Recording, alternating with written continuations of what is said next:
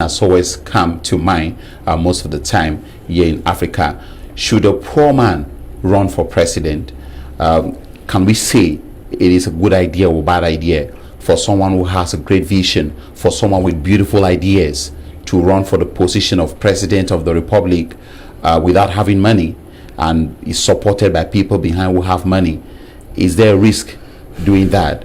Or it is important for us to make money, become a billionaire, before thinking of changing a nation by running for the position of president of the republic?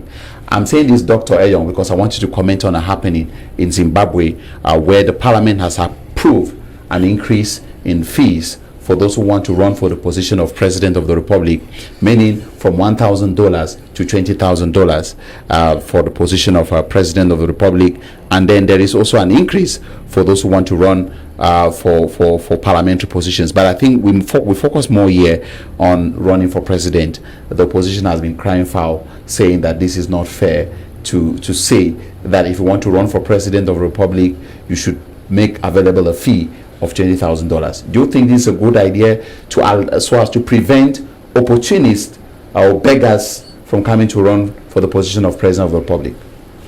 Well, you know, when democracy is a farce in a country, the first thing that you see is that when elections are approaching, those who are in power do everything possible to maneuver and kick out potential candidates who can be a threat. It's not surprising to me that a country like Zimbabwe is adopting such an amendment in its maybe electoral process or whatever it is. But you know, I will stand by the fact that by the time somebody becomes, because if to be a presidential candidate you have to be endorsed by a political party, I will also want to feel that nobody should dare to want to run a political party in the context of Africa when he doesn't have the means to meet up with certain basics of the political party.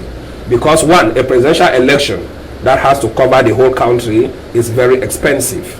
If you have to move across the country to sell your policies, to sell the manifesto of the party and what you promise your country, you need a lot of resources. In the context of Africa, the system has been made in a way that the majority of the population are poor, so that even when they adhere to a party, their financial support to the party is very minimal, and so it becomes a burden of either the chairman of the party or the national president and a few possible resourceful person.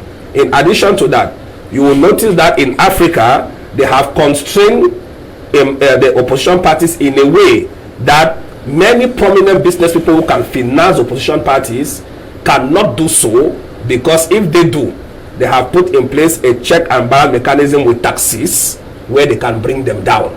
It is only in very few countries like Nigeria where you can see, because of the constant rotation at the presidency, where you can see a major party that had ruled become an opposition party, and so those people who had made millions while they were in government, when they become the opposition, they maintain that status. That is why you can see the political parties running a presidential election neck by neck with the same resources, both financial and human. This is not the case in more than 80% of African countries, Zimbabwe not excluded. Don't forget, in Zimbabwe, the former president had been there for so long. Magufuli, the present president Mnangagwa, who came in, was also part of the system. You know, so they understand the dynamics, and they know that if they open up, there are very many dynamic people without financial resources who can mobilize and come to power without much ado. You know, it is also a bit disturbing when you see the fact that in the African context, when it comes to democracy, some of the people who are supposed to be the poor, when they get to certain positions, they make the rich people very uncomfortable. Though the society in Africa is made up of two classes, the poor and the rich. Once a poor man gets to that position, he tries to make things better for the poor, because he left the poverty situation to get to that level. The rich people will not want that to happen, because what happens if he comes and does things the right way, and then the poor people become rich? Then the society will become a different thing, and rigging will come to an end. So those are some of the policies that are in the governance system of most African countries, with very few exceptions, which make it possible that, look, every time presidential elections are coming, you will start hearing certain dynamics, certain changes, which most cases are first of all against the constitution, and secondly they are against newcomers, and thirdly they are against the majority of the people. So we just want to hope that the opposition parties can try a way to get other support from the local population. Those who belong to those parties can come together, and the few resources that they have, they can merge, because the truth is that you will hear that maybe 10 parties will go in. Thank you, Dr. Against one party, which is always difficult to win. Thank you, Dr. Ayon. Let's get